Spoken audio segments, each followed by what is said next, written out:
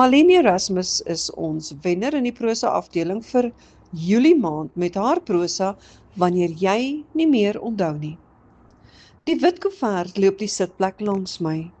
By die rooi verkeerslig vou ek dit oop en lees dieselfde reël weer. Die lig slaan groen. 'n motor toeter.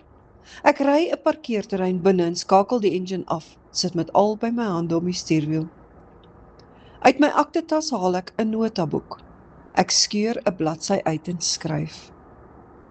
Liewe Lien, as jy hierdie eendag lees, gaan jy wonder wie ek is. Maar is reg, ek is jy. Vandat die dokter Alzheimer gesê het, rol die eerste traan oor my wang en val op die papier. Ek veer dit nie af nie. En toe skryf ek wat saak maak.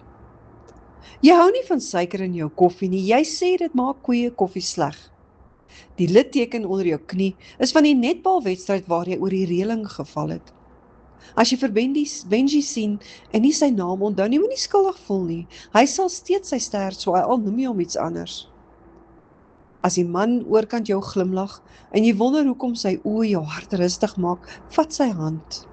Dis Leo. Onthou hoe sy hand in joune pas. Die jong vrou met sproete op die foto's is julle dogter. Moet haar nie wegstuur omdat sy vreemd voel nie. Sy het haar hele lewe lank huis toe gekom na jou toe. Onder aan die bladsy skryf ek, moenie bang wees as jy my verloor nie. Ek was gelukkig. Ek vou die brief op en skryf op die koevert. Vir Lien, maak oop wanneer jy nie meer onthou nie. By die huis tel ek my aktetas op. Die koevert bly op die sitplek. By die voordeur frons ek.